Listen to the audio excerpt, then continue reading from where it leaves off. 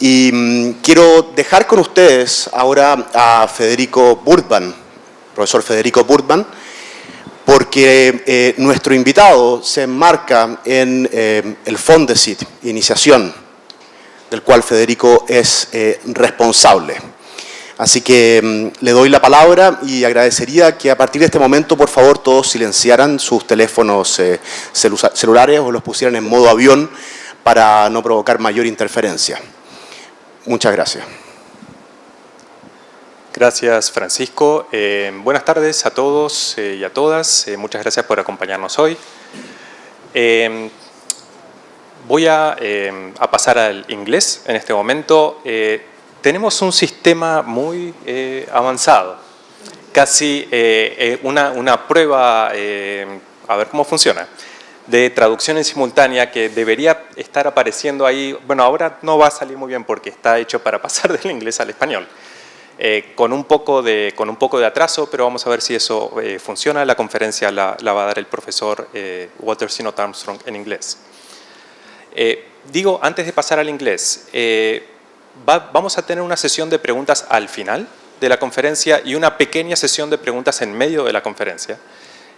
Si alguien se siente más cómodo haciendo preguntas en español, pueden hacer preguntas en español y vamos a ayudar aquí a improvisar una traducción. Pero digo, no quiero que nadie deje de hacer preguntas por sentir una limitación con el inglés. So, now, turning to English, it is my very great pleasure to introduce Professor Walter Sinnott-Armstrong. Walter is visiting from Duke. He's affiliated with a great many departments at Duke University, with the philosophy department and also with the psychology department and the neuroscience institute. So we're very happy to have you here, Walter. Thank you for visiting. And today he will be presenting about moral AI and how we get there, which is the title of his latest book. Walter, please, the floor is yours. Thank you very much. Thanks to Federico and to the department for having me here. They have been wonderful hosts. They've been showing me around, and I've got to love Chile and the city, and I look forward to seeing the mountains over the weekend. So they could not have been better hosts, and I really appreciate this opportunity and them showing me around. And that makes me feel even worse that I cannot give this lecture in Spanish. I apologize for not being able to do it. I used to speak Spanish, but that was literally 60 years ago. So there's no way I could recall from that far ago. So I want to instead talk about something much more recent, which is, as Federico said, our recent book called Moral AI and How We Get There. But maybe I should say a word about what motivated it first. What motivated it was that we saw, and I'm sure you all see, many serious issues arising from AI in our world today. And we need to think them through. It's not that our book is the last word. No, it's already out of date because things are changing so fast. But we have to do something to plan for this new world that we're all going to have to live in, if not now, certainly very soon. So what the book does, what I'm going to do is spend the first 15 minutes going through the book and saying what the main issues are in the book to give you a quick overview. And then I'll stop and take a couple of questions about those things. And then I'll spend most of the time, the next 30 minutes or so, on one particular chapter where I think the book makes an especially original contribution, and it's something that you're not going to get elsewhere. So some of the book is summarizing a bunch of issues. They're my co-authors, Jana Scheichborg and Vincent Konitzer. It was great working with them. They're from very different fields. Vince is a computer scientist. Jana is a neuroscientist and a data scientist. And we worked together very well. We basically wrote the first draft of you know, a couple of chapters each, and then we tore each other's apart and ended up with something. There was one chapter that we couldn't agree on, so we just threw it out. You can't talk about that because the three authors can't agree. But I'm going to go through that now. So the overall message of the book is that, you know, there's good news and there's bad news. The glass is half empty and the glass is half full, because every glass that is half empty is also half full. And so it's important to see both sides of it. If someone is a pessimist and they think AI is not going to do anything good and is going to destroy our society, then they're going to stop it from reaching its potential and helping us in the important ways that it can help us. And if somebody is too optimistic, they'll forge ahead in ways that allow the worst possible outcomes to arise from AI. So we have to be aware of both, and that's really the basic message of the book. But you got to start by explaining what AI is. And the first thing to know is AI is not mere computation. Your calculator is not an AI system. Instead, we define AI as any machine that has certain goals and can learn new ways to reach those goals in more efficient and better ways. Now that might be winning a game of chess. Its goal is to win a game of chess, and it figures a new and better way to do that. Or driving a car from one place to another, and it figures out how to do that. And so that's the model that we're looking at for AI. But it's important to realize that AI does a tremendous amount of things, but current AI is not terribly flexible. You know, the car drives, the other program plays chess, but they don't have one program that does both of those things at the same time.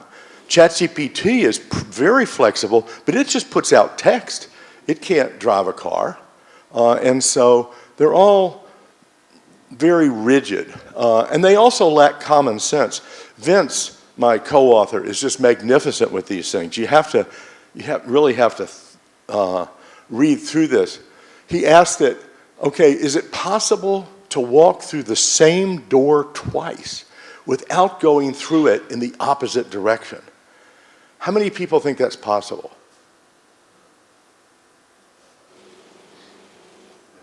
Are there walls? But you can go out the back and then come around and go through it again, right? But the AI can't figure that out, right? It says, no, it's not possible to walk through the same door twice in the same direction without going through it in the opposite direction, because each time you go through a door, you're changing your position between the two areas, from the inside to the outside. To walk through it again in the same direction, you would have to enter and exit the room between the two passes, which would require going through the door from the opposite side. This is a variation of classic graph theory problem that can be solved using the concept of Euler paths. Now notice what it did is it's like, I'm going to prove it with this mathematician Euler and show you that I'm right. But all you got to do is go out the back door of the house and come around through the front again. And then you can go through the same door twice. And it speaks with a great authority, and that's going to mislead people. So that leads to problems.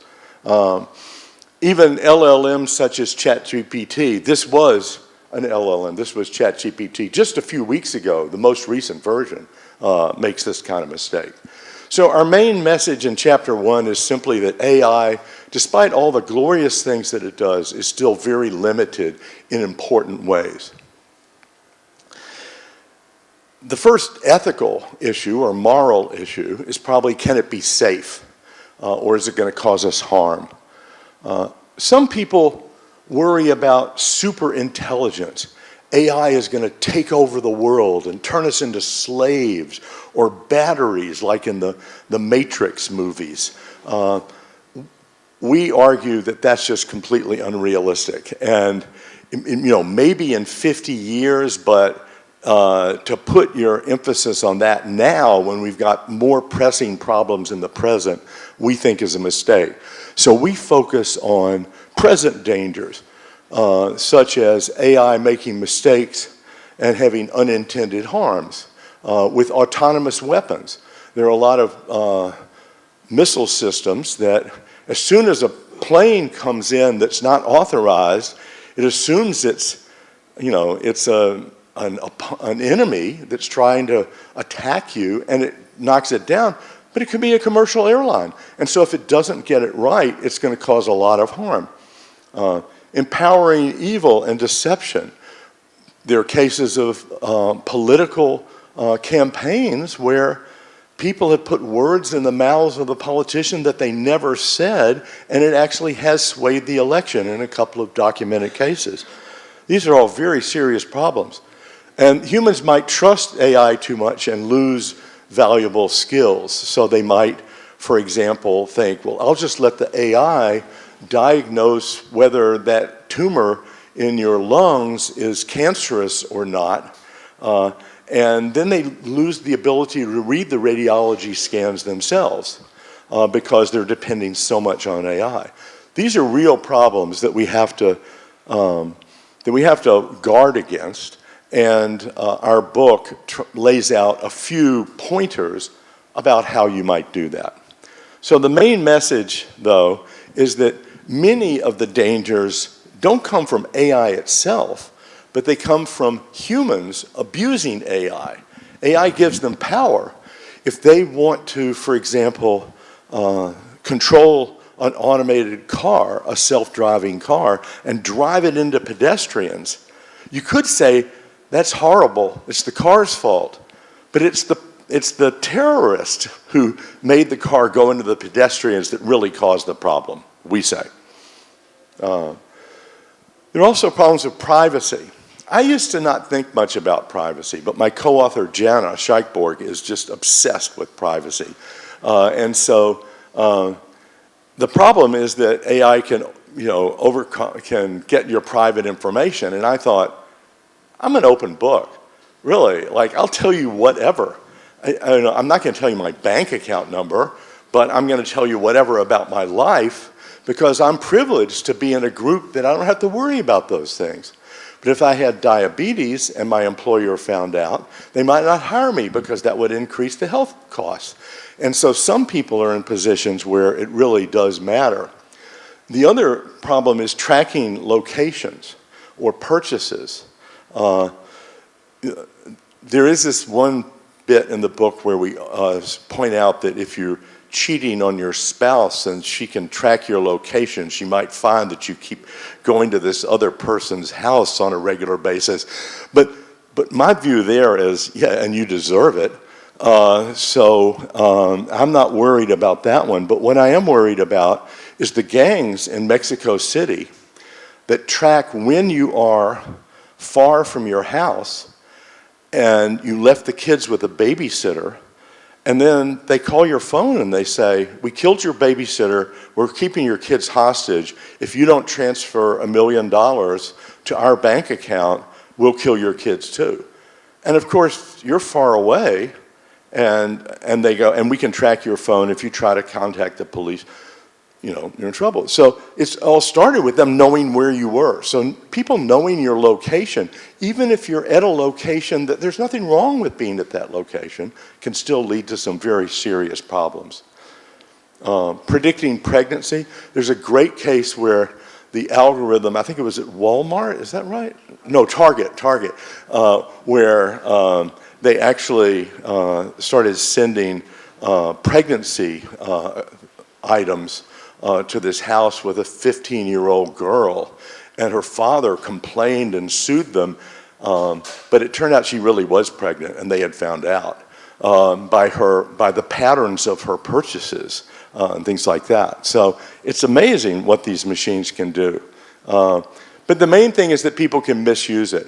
There are some solutions. You can ask for consent to access any AI system. How many of you read the entire consent form before you sign it? Nobody does. And that's proven by a study that had in a line in the middle that said, and I promise my firstborn to this company. And everyone signed it anyway. So nobody really reads it. You could try to anonymize the data, but there are ways around that as well. Luckily, there are technical tools. Oh, the other problem with the data is it never forgets. So the AI will know 10, 20 years from now what it found out today. So they're developing some new tools. Some people at Duke in particular, Pardis, is developing some technical tools for blocking AI access and for making it forget. So our message in this chapter is really the only way to restrict AI is to have more AI that stops the AI that's doing the bad thing, right? Humans are not going to be able to interfere in the process. It's all happening way too fast, in milliseconds. And so we have to develop AI programs that'll stop other AI programs from going bad. Chapter 4 is about fairness and justice. And here we're looking mainly at the use of AI in courts. I don't know how much AI is used in Chilean courts, but in the US it's used very widely. It's used, for example, to predict whether someone will violate bail. So if they're arrested, but the trial is in 6 months, it's a big question whether they can go home for that 6 months or whether they have to stay in jail before the trial. If they have to stay in jail, they'll lose their job, they'll lose their apartment, they might lose their family. It would be very bad. Also, AI is used in some cases for sentencing to decide who gets a longer sentence, who gets a shorter sentence. And North Point's Compass program, oh, this thing doesn't point on the thing, I keep forgetting. North Point was a company that developed a program called Compass that was used to predict criminal behavior. And they actually had accurate predictions of bail violations. They got it right. But the problem was they had made more mistakes of denying bail for black people and more mistakes of granting bail for white people. And North Point claims that's just a fact about how statistics work when the sample is skewed. But it still struck many people as unjust. And so you had to decide, they were both right, but you have to decide which matters most, getting the predictions right or getting the rates of mistakes right. We have someone at Duke who works on this. The other problem is procedural justice and interpretability. Suppose that you're in this trial and Compass program says you're not going to show up for your trial and therefore you have to stay in jail for 6 months and you're going to lose your job, and you go, no, I'm not dangerous at all. And why do you think I'm dangerous? Because the computer says so. And that's all they can say, because it's a black box. And when it's a black box, the defendant doesn't have an ability to defend themselves. And that is also extremely unjust. So our main message is that we need to figure out the standards of fairness, because it's important to get the predictions right, but it's also important to be fair. And we have to figure out how we can maximize those two concerns, knowing that no solution is going to be perfect. Fifth chapter, can AI be responsible? And here we focus on one particular automobile accident in Arizona where Elaine Hertzberg was hit and killed. There's Elaine Hertzberg on the bicycle there. And one thing that's great about this case, I mean great, but it's lucky for discussing it, is that there's a video of the driver and of the pedestrian throughout the whole thing, because Rafaela Vasquez, in the picture to the left there, was testing an Uber. And she had been driving for weeks, letting it just drive itself, and there was no problem. That night she'd been driving for 40 minutes, but she looked down at the screen because she had been told to monitor the different controls, and when she looked up, that's her face, because she saw this person with the bike right in front of her. And now the question is, who's responsible? You know, Elaine Hertzberg got killed. So who's responsible? Well, it might be Rafaela Vasquez. She shouldn't have looked down. But on the other hand, if you have to keep your eye on the road the entire time anyway, what good is it having a self-driving car? You're doing the same thing anyway. And she was told that she could look down. It was literally 5 seconds. On the video, you can count it off if you want and time it. It was 5 seconds she looked down. It's not like minutes. You could say, well, it's the programming team. The programming team should have done a better job detecting Elaine Hertzberg as a potential. But Elaine Hertzberg crossed against, it was not in a crosswalk. There was no light there. She had no reflectors, right? And so the programming team is saying, look, we did it for the things that are most likely to happen, and there are always going to be accidents. Matter of fact, more accidents with humans driving than with AI driving. You could say it's Uber's fault. They shouldn't have released it onto the road till it was perfect. You could say it was the government's fault for letting Uber test the car on the roads. You could say it was the car itself that's responsible.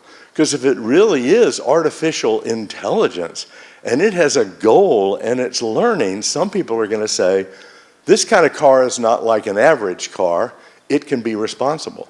And you could say none of the above. The problem with none of the above is if nobody's responsible, then how are you ever going to have incentives to change it so it doesn't happen again?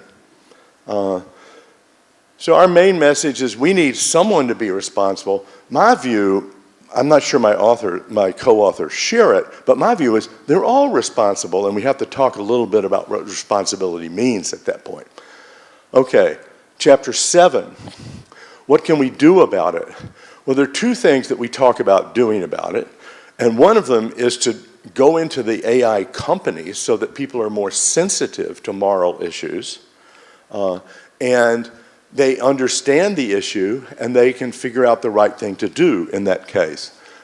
So we have what Gianna calls calls to action.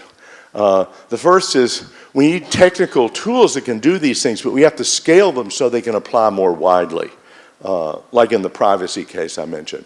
We need agile public policy. Part of the problem with public policy is that if you do a public policy that restricts a certain type of AI, next week it won't apply because it'll be a different kind of AI. And so you need to be agile public policy that can be adapted to as changes arise.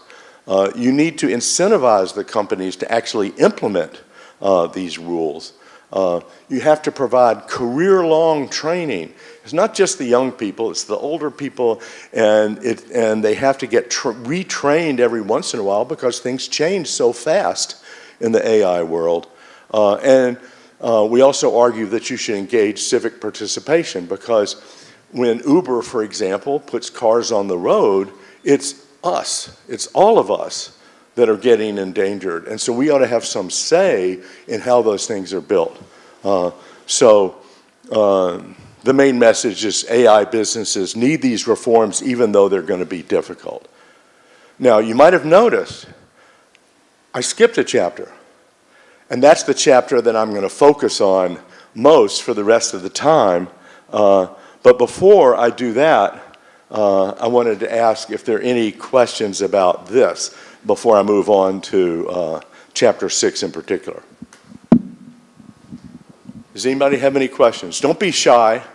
You can ask them in Spanish, and then you'll have to tell me what they mean.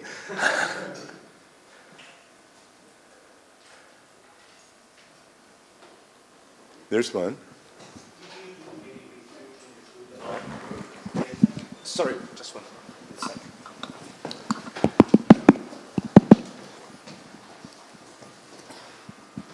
Hi, thank you.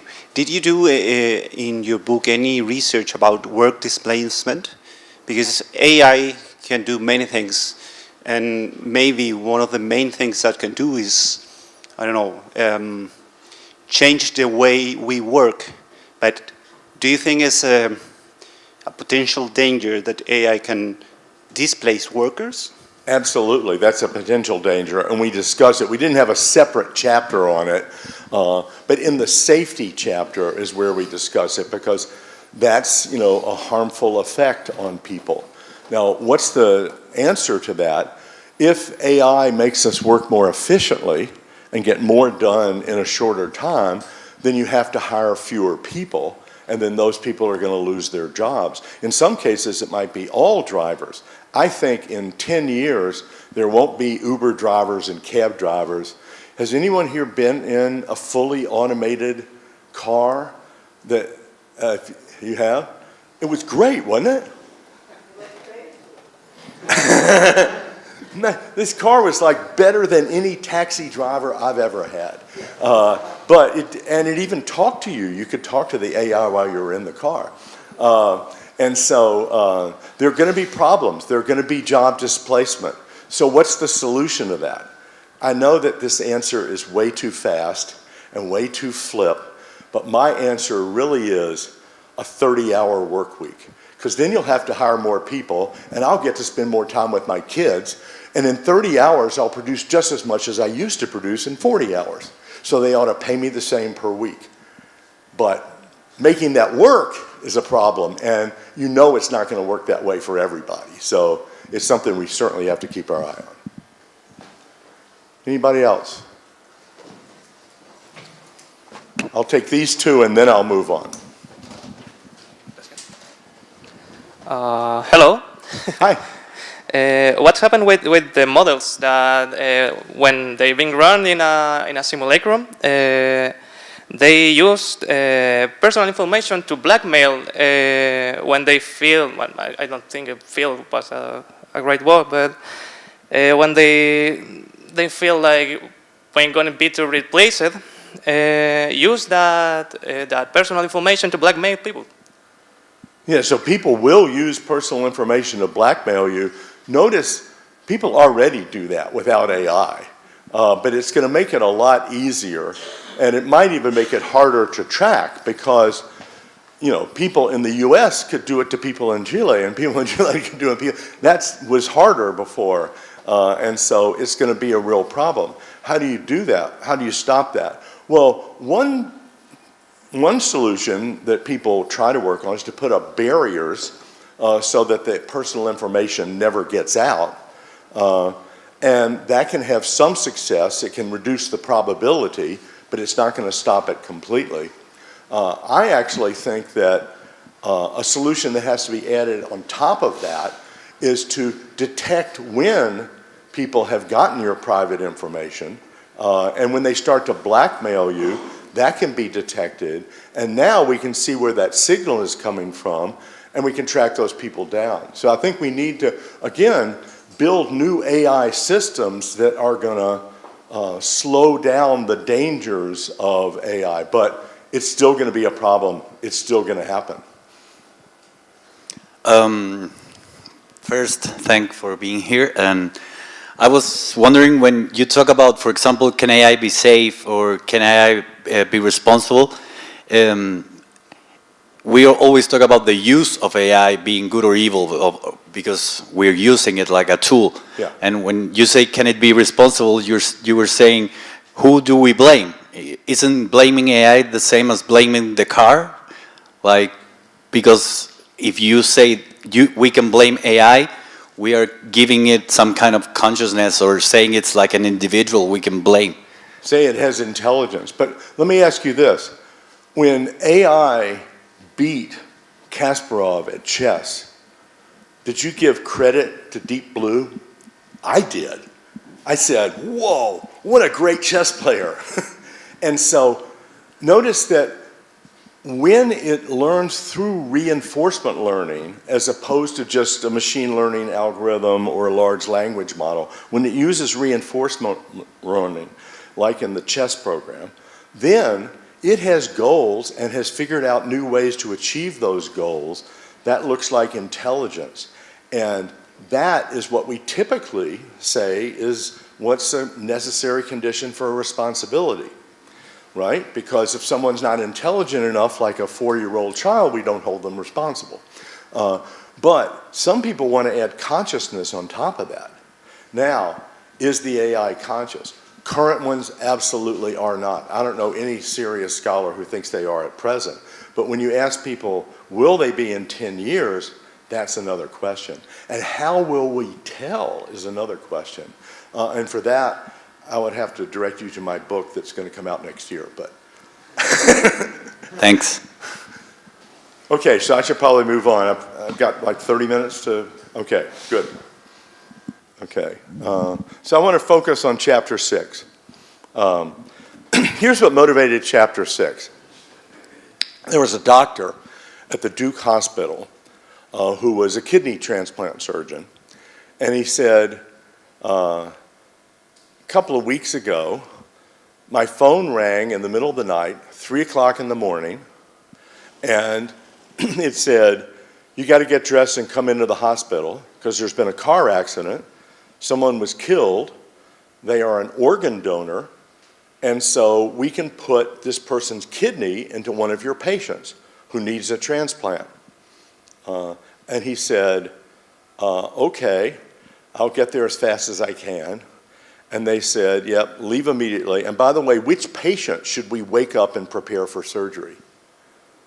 And he said, I don't know, like I have to check all the files and I have to remember the patients and I don't have my things with me and I'm feeling groggy right now. You just woke me up and I'm not sure that I have enough information and I'm not able to make that decision very well.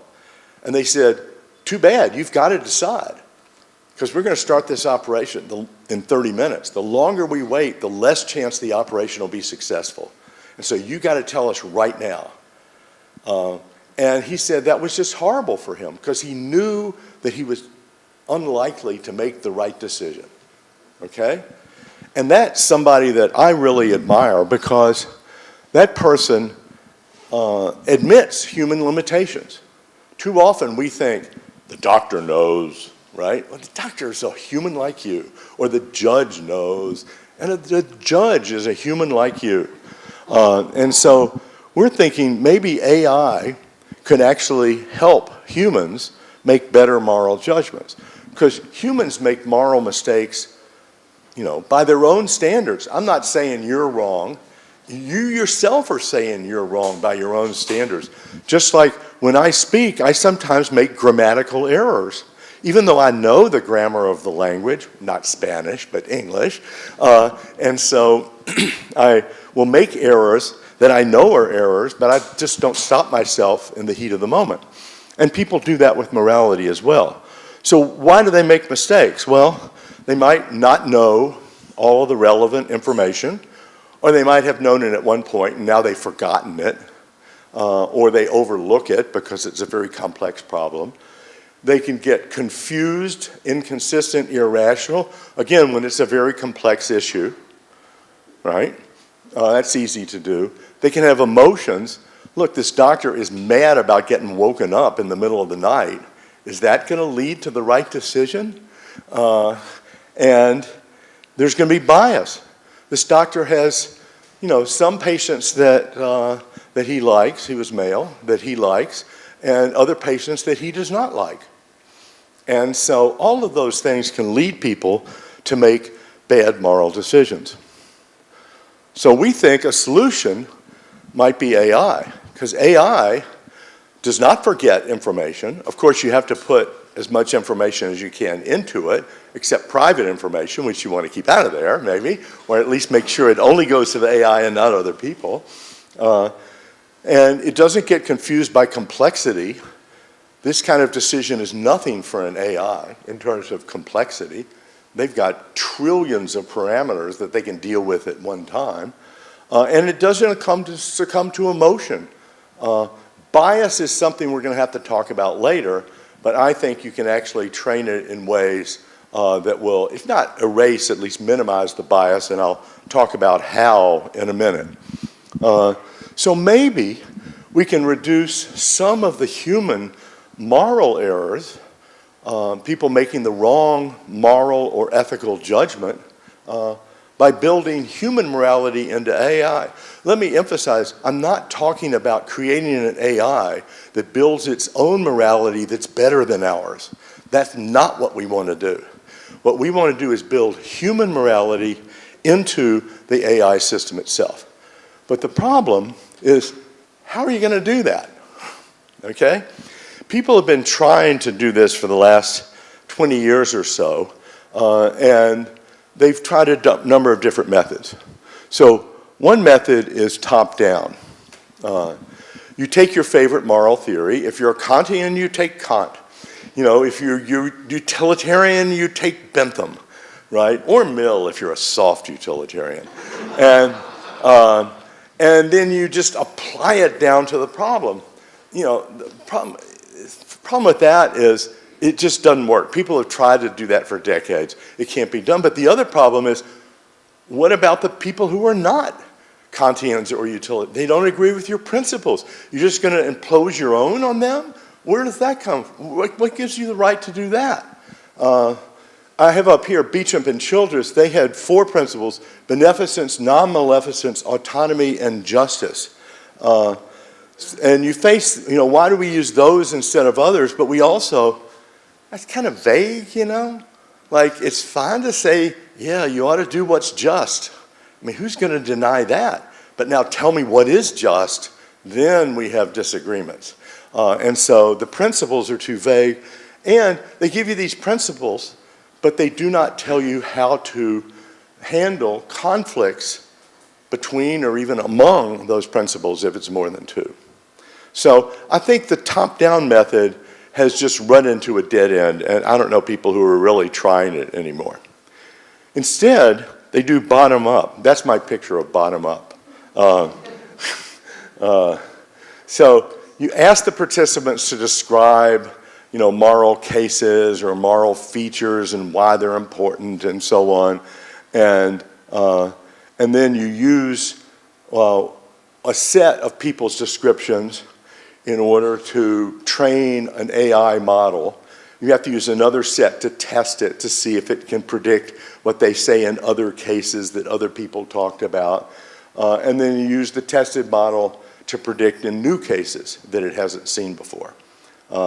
This is kind of standard method of training a machine learning algorithm or model. But there are problems here.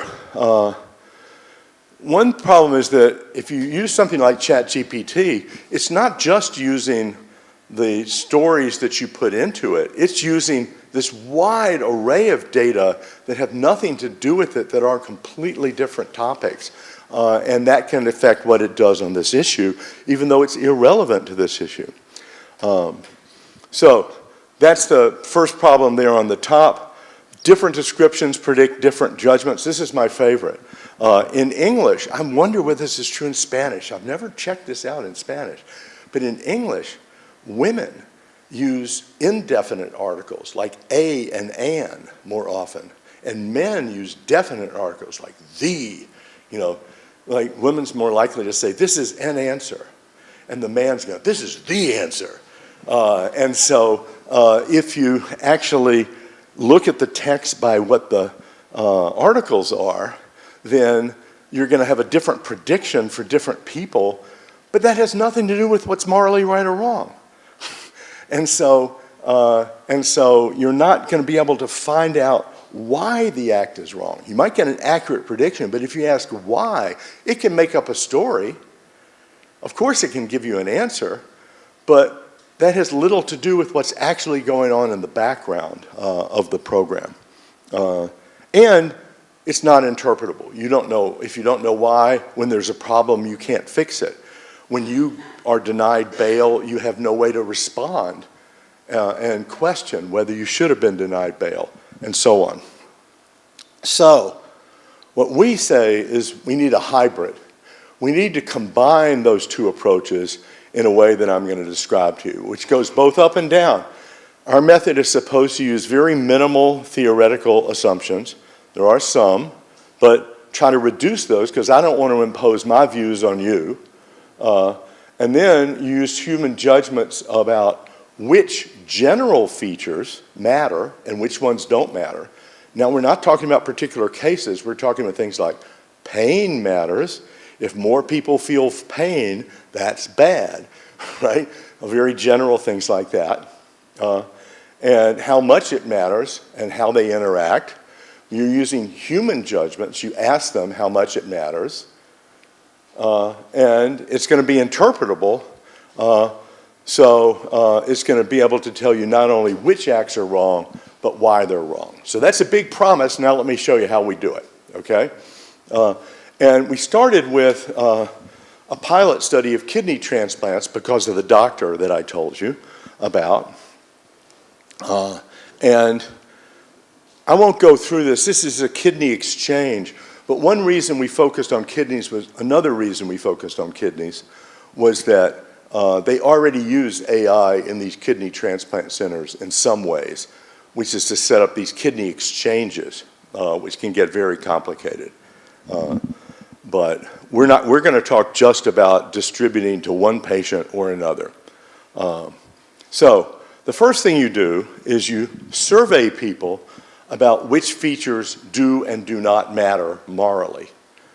Now you have to ask them about a particular case. So you say, suppose that there's one kidney available and 2 people need a kidney transplant and you have to decide who gets it. What do you want to know about the patient that would determine who ought to get it? Not what do you want to know about the patient to determine who you would like to give it to, like that patient's my daughter.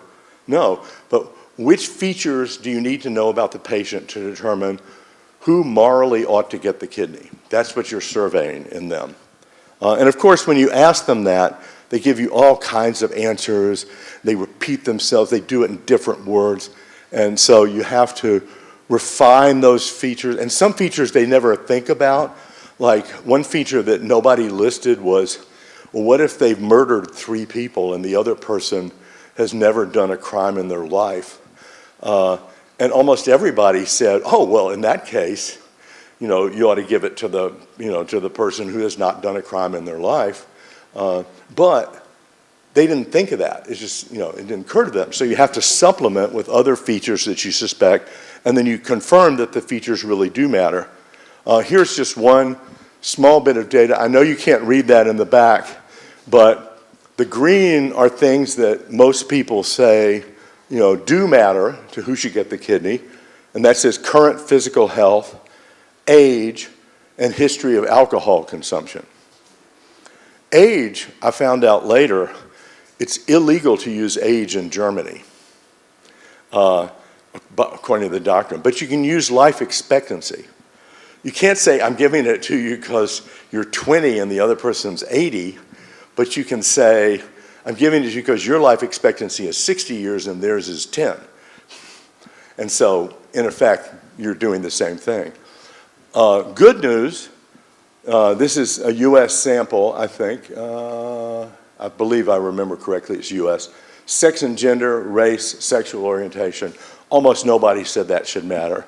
And by the way, some of the people that said race should matter said, you know, you ought to give it to a black person before a white person because they've suffered disadvantages throughout their life and they ought to be made up for somehow.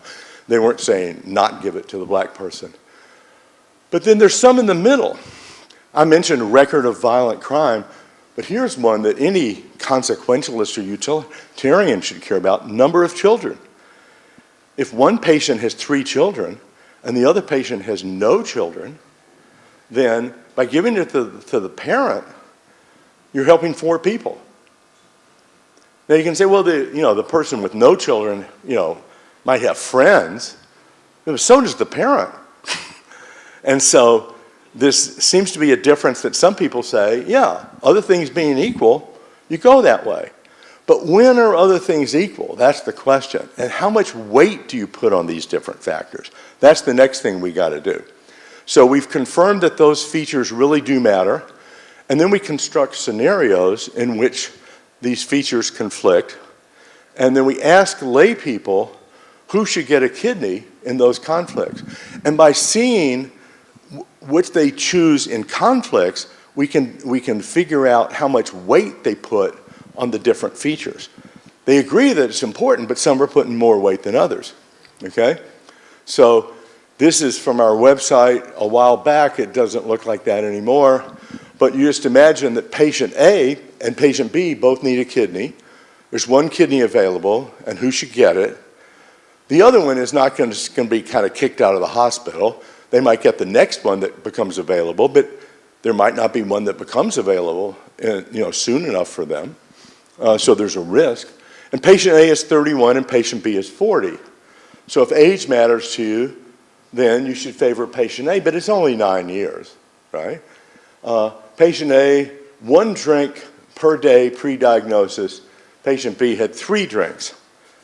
And there's some evidence that alcohol might have produced the problems with the kidneys, and that then means that patient B is responsible for their own kidney disease in a way that patient A is not. And we have found in surveys that people care about that. And then child dependents are down there. So notice that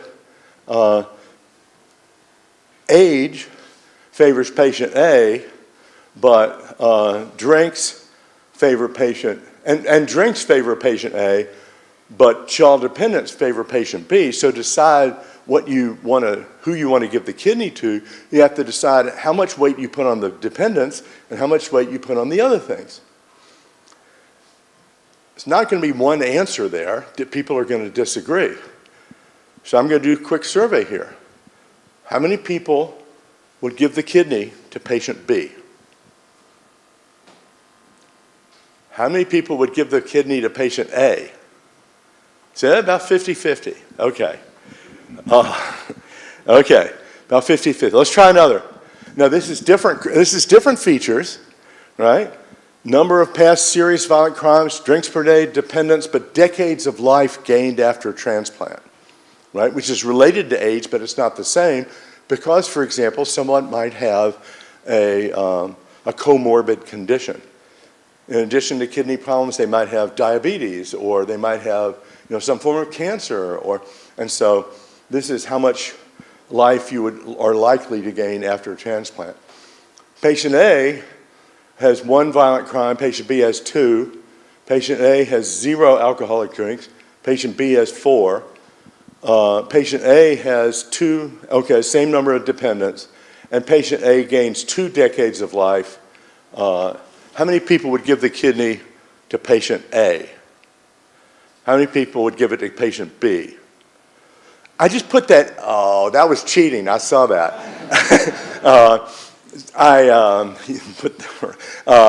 And so I put that in there because some of them are easy, and everybody's going to agree on them. But they're not all easy, so let's do one more just for fun. Well, partly to show you the different kinds of features we look at. Okay, how many years have you been on the waiting list for a kidney? Okay, patient A 3, patient B 5. Okay, how many hours after you recover are you going to be fully recovered or still alive but not fully functioning? So patient B can only work 20 hours a week, whereas patient A could work a full 40-hour work week, or 30 if my law goes through. But elderly dependents now, we put not just children. What about your parents? You're taking care of them.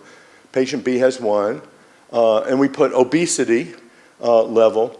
So patient A is obese, but not morbidly obese, or we have those higher levels. Patient B is underweight, okay, but not anorexic, just underweight, okay. And life years gained is 20 for A and 10 for B. Okay, I'll give you a second because this is, right, 5 different features. How many would give the kidney to patient A? How many would give it to patient B?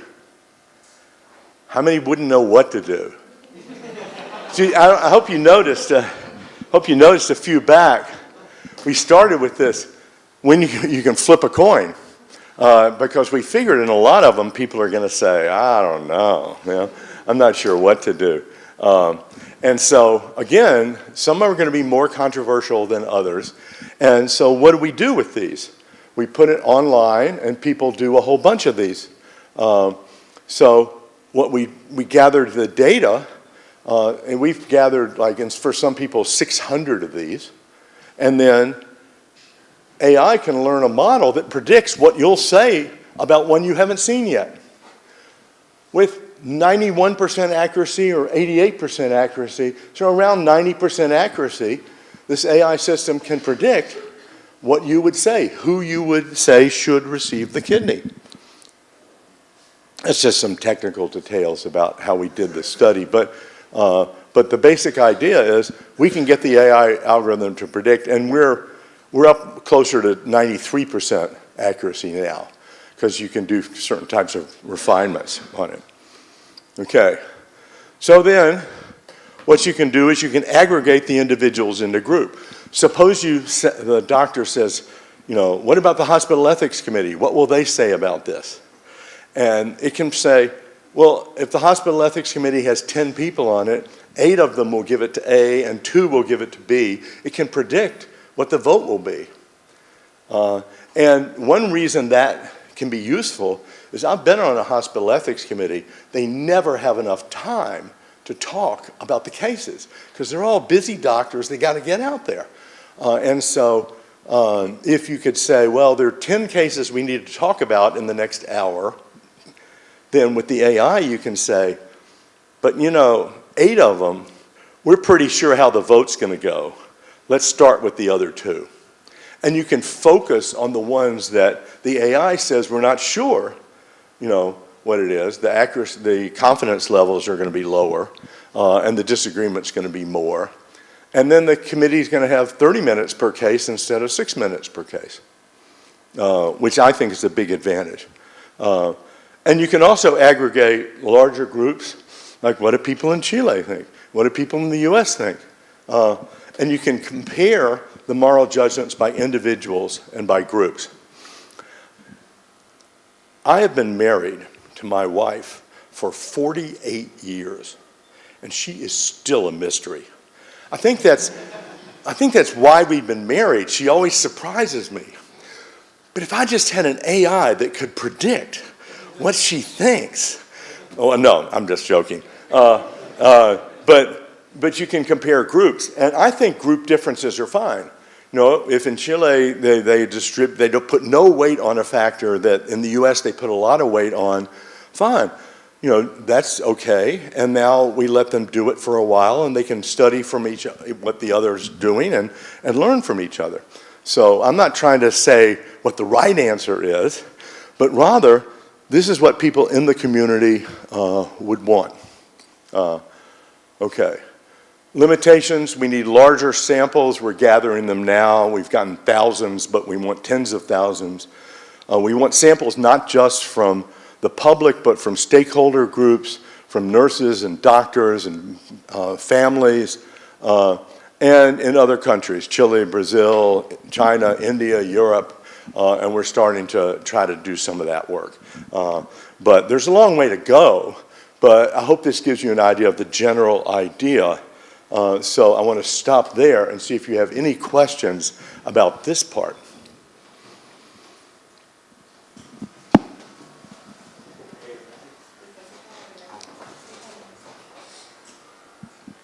Thanks. Yeah, this is very interesting. How have you considered to control biases during data collection? Because I can imagine some communities having very, very serious biases to make that decision. Yeah, basically. That's the next one. Yeah. Okay. We'll get to that, but that takes a lot to answer. Yeah. Hi. I was wondering if in measurements, with the examples you gave, you were considering QALYs and DALYs.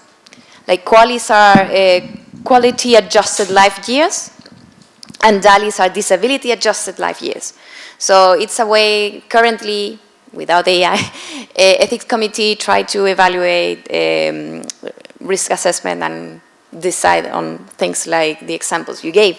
So I was wondering if it can also be, well, mechanized through AI. And the other aspect I wanted to add to this is that, what do you think about the patient side? Like, will they feel confident knowing that most of the decisions will be done through AI instead of people. I mean, trustworthy, to be a bit wary of a machine doing the decision instead of actual people in a committee. So let's combine those two questions. If the AI is biased, then the people who have a bias in their favor are not going to feel comfortable, and the people who have a bias against might feel more comfortable because it's going to remove that bias. Now, your first question was about qualities and dollies, and we don't ask that because we're surveying the general public, and they won't know what that means. But it raises this general issue, how do you know what it's like? I, for example, did not know how long people spend on dialysis each day when they have kidney disease waiting for a transplant. I thought, you know, a couple of hours on Sunday afternoon? No. It's like, in some cases, it's 5 days a week, 6 hours. And then they're losing their job and they can't take care of their kids. And so if you don't know what it's like, you don't know the facts, then it's not going to count. So what we do want to do is to try to give people an idea of what it's like, and then see how that affects their judgment. And I'll talk about that in a second too. How much time do I have left? I mean, including time for Q&A at the end. 15? Okay. Okay. I mean, it's up to you. No, I can do things more quickly. I'll take one more question and then I'll move on. Because these questions are actually raising the things I'm just about to talk about. Okay, it makes a lot of sense what you say about the risks of AI coming from human misuse. So I'd like to ask you about a serious concern in education. The students among high school and university are using AI to full write their essays. Obviously, I punish them with an F. But my answer is, what should we do, or what can we do? Because I've tried to teach them how to use it, but the key point is they are progressively losing their ability to write and have an idea based on reading comprehension. This is about the de-skilling that I mentioned before. That's an extremely important question, but I'll talk to you about it afterwards, because I want to stick to the kidney program that we're doing now. But I don't want to dodge the question. I will talk about it afterwards. And anybody else who wants to listen while we talk is going to be fine. But let me move on, because people are already saying, you know, you can't just determine what's morally right and wrong by vote. So what we want to do is take those errors that we already said humans make and try to correct for them. So this happened in the United States in the 70s when they were deciding on capital punishment. The criterion was, does capital punishment fit the standard, was it the contemporary standards of decency? Contemporary standards of decency. And what they said was, look, most states have capital punishment. So it must, and most people in surveys are for capital punishment. So it must meet contemporary standards of decency. But Thurgood Marshall in the upper left said, no, it's because they don't know anything about capital punishment. And if they knew more about capital punishment, they would be opposed to it. So Austin Serra and Neil Vidmar, Neil is at Duke, did a study and showed, sure enough, if they knew more about capital punishment, then they would be opposed to it. And he showed that by showing that the more they knew, the more they were opposed. And then also by manipulating them and giving them information and seeing how that changed their views. And so you actually can do that kind of work and correct for ignorance. And so that's what we want to do here. For example, with regard to qualities, like what is it like to have kidney disease? We want to make sure they really know. And we want to make sure they know things like, well, what if one of them has diabetes, one of the patients has diabetes, and the other doesn't? Is that a reason to give it to the one who doesn't? Most people say yes, and then they learn that diabetes is much more prevalent in the black communities of the US than in the white communities.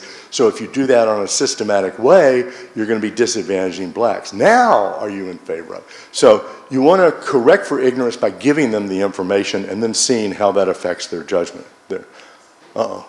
There. I'll just do this quick because I want to do it quickly here. So biases were mentioned. Notice that we can give them scenarios where they don't know if it's a man or a woman or black or white or Hispanic or European, whatever. You know, don't know. Or Asian, that was what I meant to say. Although these days so many people are both.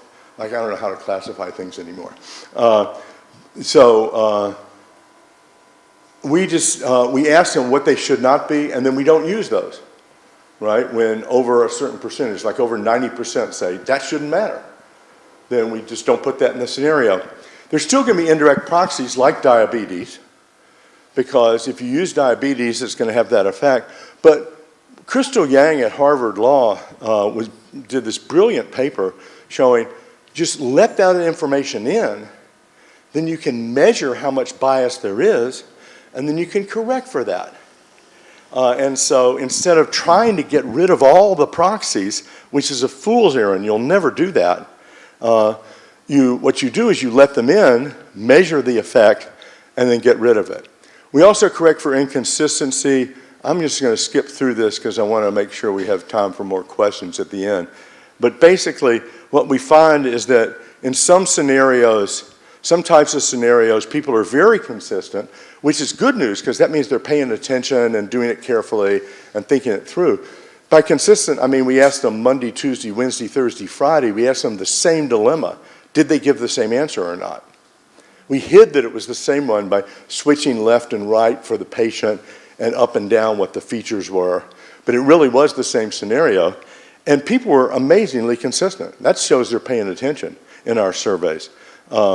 But for controversial ones, it was down more in the 80s for different scenarios. And so what do you do then?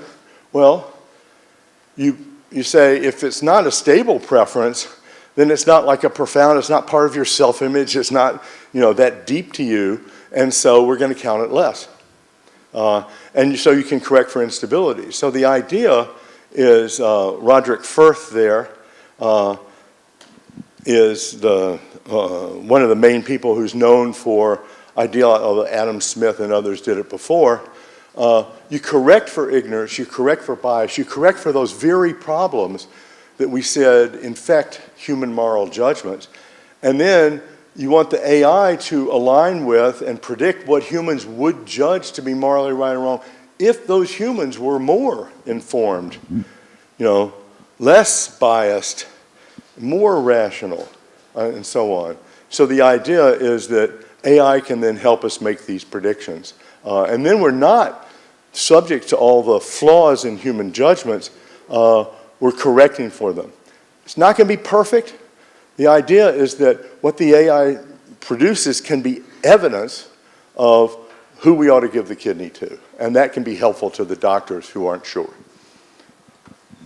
So I'll stop there for lack of time, because the only other thing I was going to add is you can apply this to other things. You can apply it to dementia. You can apply it to military weapons. You can apply it to automobiles, and so on. And so kidneys are enough for one night.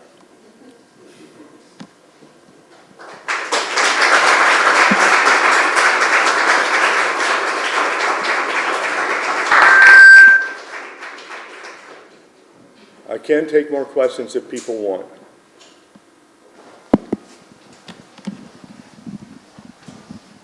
Are you taking out the answer flip a coin? Because you may think both, no matter what the person is, have the right to live. And if you keep the alternative, would it make any difference? So some people would flip a coin. But in our study where we studied that, it's called, oh, I forget the name of it. I'll remember it and tell you later. But we found that people didn't really do that because they're thinking, this person's going to die if they don't get this kidney. Or, you know, and so we ought to do it in a serious way. And flipping a coin seems, in the English expression, flippant. And so they don't think it's putting adequate weight on the decision. So in reality, that's what they think. Now, in theory, you can say, yeah, but it's fair. It's a fair way of doing it, and I want to be fair. But to be fair, if you said, well, no matter what the features are, we're going to flip a coin, then what about the one that was easy and everybody agreed? You're going to get 50% of the kidney going to the person that nobody thought should get it? So you still would have to decide when to flip a coin. And you might say, look, when the numbers are close enough to the middle, then yeah, maybe we should flip a coin. But that would be a decision for the hospital to make, right? The AI is not going to be able to tell you when to do that. Hi, thank you. I was wondering, I mean, there is a gap between what people say and what people do. Really? Yes, there is. So at the beginning of the talk, you said that an AI is something like a machine that can learn towards a goal or something akin to that. But what is learning here? It's just learning the opinions of people. But if you really want to predict what people like, their ethics or anything, shouldn't be you training the machine with the behavior of the people rather than their opinions on contrafactual cases or anything like that? Because you will be training the machine with opinions, not with... Right. The only way we could do that is if we looked only at the doctors. Sorry? Only at the doctors, because we can't actually run an experiment where you get to decide who is actually going to get a kidney and you actually give it to them, right? So we can't really run the experiment that way. But I also think I wouldn't want to run the experiment that way because people make mistakes. And when they do things, like, for example, they might, you know, if one of the patients is my daughter, I'm going to give it to my daughter. That doesn't mean I think I should, but I'm going to. Because it's my daughter. And so if someone has biases of that sort in favor of one of the patients or the others, then that's going to just be magnified if you look at who they actually do it for. But if we ask them instead who they should give it to, then we're asking for who do they think is the morally right person to give it to. So there's something to be said for what you're, I mean, a lot of people in economics, they say, you can't really tell people's preferences until you actually, you know, do you want that candy or do you want that apple? Like they go, oh, I want the apple. And then you go, okay, we'll take it. Oh, no, now I want the candy. And so in that kind of situation, you really, there's good reason to go with what you do. In this situation, I'm not so convinced. Thank you.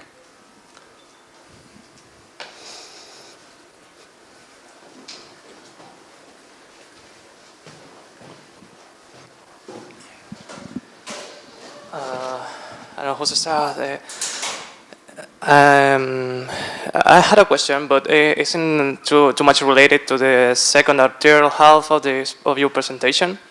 And it's about, I noticed that you quote Nick Bostrom from the part of security.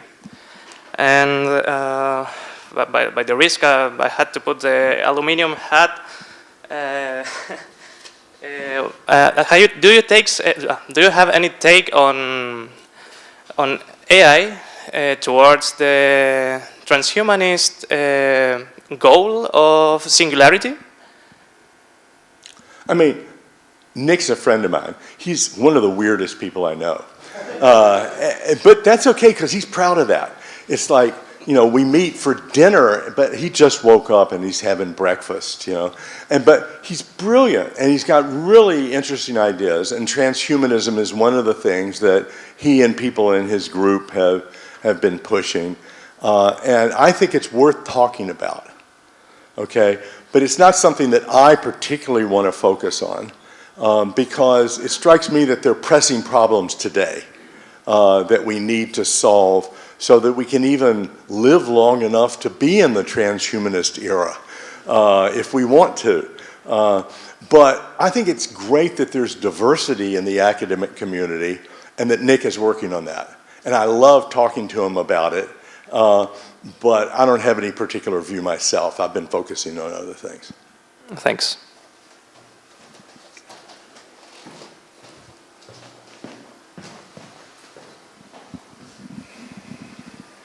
Thank you, Walter. Really interesting.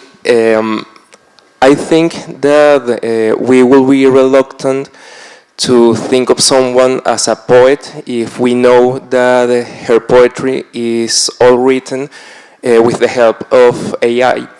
So I was wondering if we should have the same type of reluctancy to think of someone as a moral agent if we know that all his moral judgments are made with the help of AI. So I think that's right in a way that if their moral judgments are made only by AI and they're just following blindly, then I would think they're not a moral agent. But nobody's really going to do that. If the AI says, give the kidney to patient A, and the doctor says, but that's, you know, that's not right in this case because of this factor that's not in the AI's data, the doctor's always going to maintain the right to override. And so by going along, you're now making the moral judgment that in this case, the right thing to do is to go along. But that's not turning back to the flipping a coin scenario. No, that's different from flipping a coin because you're following the AI, and the AI is, number one, telling you who ought to get the kidney, and they're telling you why they ought to get the kidney, because remember, it's interpretable. They're telling you which features are the ones that put them over the top, and then you can decide, and then the doctor has to decide for themselves whether that makes sense. So I don't think it takes away moral judgments from people. It's like when I turn to my wife and I say, you really think I ought to fail this student? You know, it's gonna like, they're probably gonna get kicked out, and that's like too much. They shouldn't get kicked out just for failing one more course. But on the other hand, the paper is really bad. What do you think I ought to do? And my wife goes, oh, you shouldn't fail them, right? And then I decide not to fail them. I still had to make the decision. I still had to decide. It's not that I ceased to be a moral agent at that point. I'm just getting advice. And we do it all the time with other people, so I don't see why we can't do it with AI. So, first of all, you were saying that you take a survey, so you're doing what's moral for most people, right? Right. And if we try to extrapolate this to AI in general, how do we get to an agreement of what's moral and what's not? Because in the end, you say AI should be aligned with more informed, impartial, and rational. Right. And how do you talk with the caring ethics or partial ethics? So I'm not sure exactly what you mean by caring ethics. I mean, are we talking about Carol Gilligan? And yeah. Yeah. Okay. I mean, this is care ethics. It's talking about, you know, this person's particular relationship to their children, and it's talking about, you know, this person's being, you know, having a drinking problem that led to their kidney disease, and how are you going to react to that on a personal level because you're going to give them kidney or not. So it seems to me that care ethics could fit into this. What's not going to fit in is you saying, well, there's patient A and patient B, and patient B ought to get the kidney, but I really care about patient A. You know, care ethics is often glorified, but most people care about people who look like them a lot more than they care about people who don't look like them. And I don't think that's a good basis for ethics. So you don't want to say you ought to give the kidney to the one you care most about. If that's what care ethics says, I'm against it. I don't think Carol Gilligan would say, that's not what I meant, right? But then I would say, well, what did you mean? And so we'd have to talk more about care ethics there. Your first question was about disagreement and how you deal with disagreement. And the answer is you deal with disagreement the way you always do. I mean, the AI system will tell you there will be disagreement about this. And the split will be 60-40 or 70-30 or 80-20. Well, it's not that it's going to get rid of the problem of disagreement, but it is going to inform that disagreement because it's going to be able to say it'll be 70-30, and the 70 are basing it on this feature, and the 30 are basing it on this feature. Now we have to decide how to deal with that disagreement. The point of the program is not to get rid of disagreement, but to inform our decisions in light of disagreement.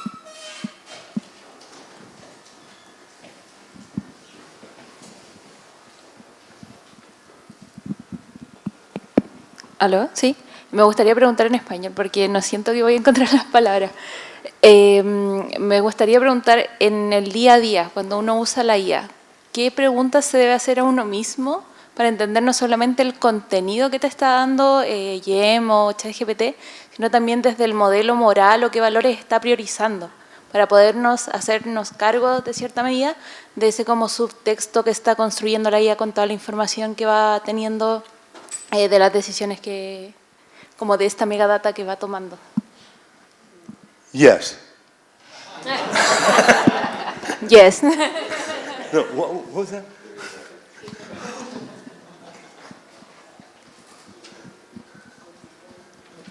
Okay, I'll try. I'm not sure I'm gonna get it. But so I think that the question is when you're using AI in everyday context, what sort of considerations should you be taking into account to be able to know that you're doing the right thing in going along with what the AI is saying? So I maybe like summarizing it too much, but it's something in the ballpark. Yeah, so that's a very difficult problem. How do you know what to do with AI in your everyday life? And I think at this point, most of us don't know. We know some things are clearly wrong, like having the AI write your paper for you and not telling the professor that you did it. That's clearly wrong. But there are other things that are clearly acceptable. You know, you can use AI as a self-driving car. Like, you know, if you're drunk driving home after dinner, like, I hope you have a self-driving car. And so those are going to be clear, but there are a lot of cases we don't know. For example, I never know whether to allow cookies on the internet. Functional cookies, you know, can make it work better, but then there's privacy concerns, and so I don't know. So I want to go back for my real answer is one thing I said early on, which is to control AI and reduce the dangers, we need more AI. So we should be able to build a system that tells you when, if you read the consent form, you would sign consent. Whether if you read what the functional cookies do, that you would approve them.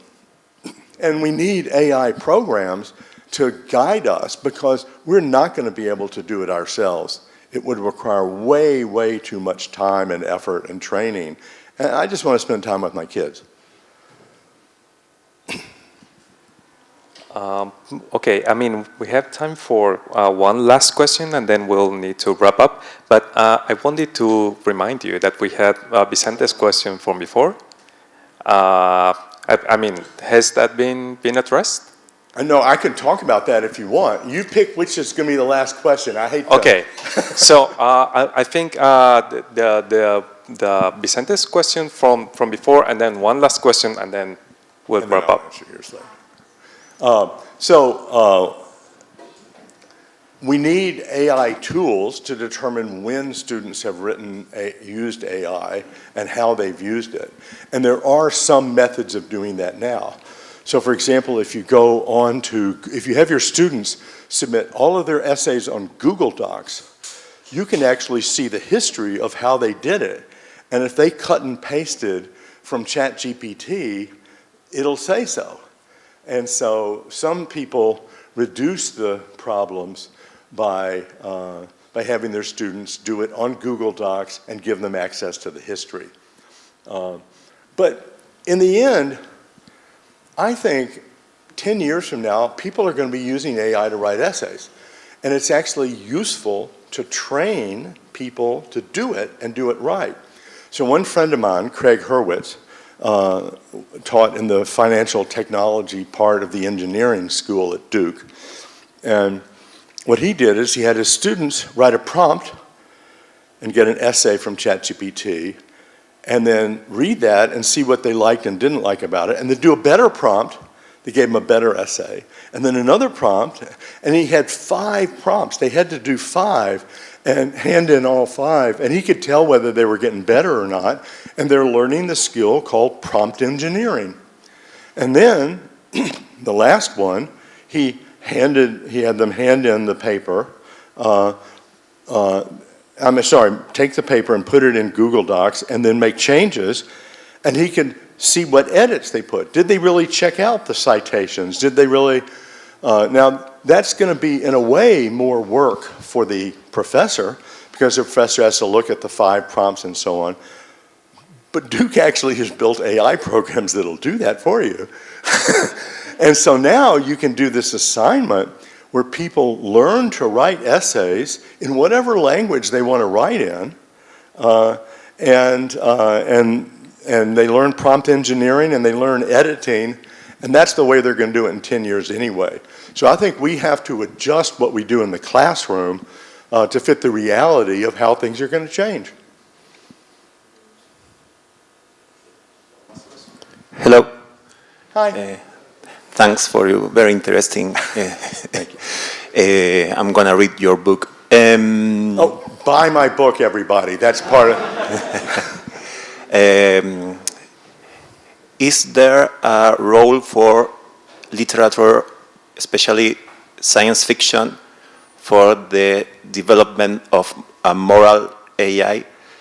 I am thinking about the explorations that science fiction has made about the moral reasoning and the moral actions or computers, robots, and so on.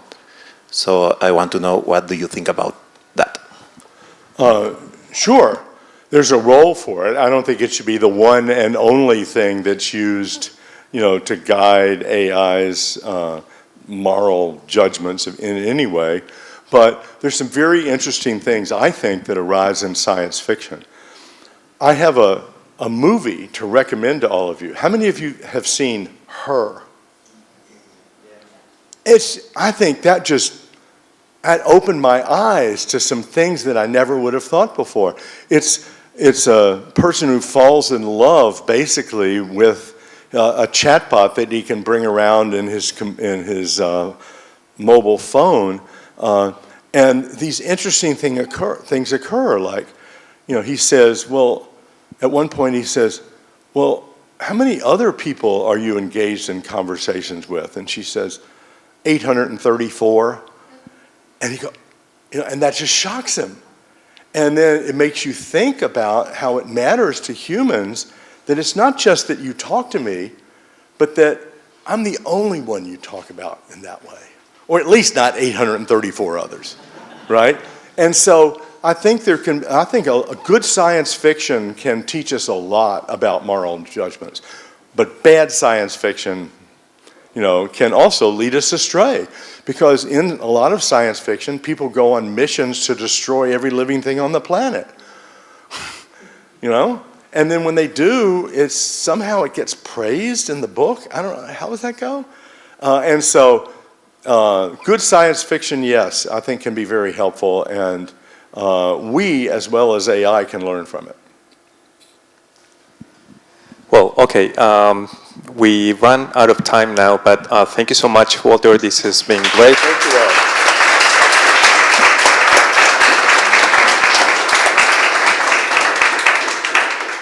And now, please join us for a cocktail and some wine.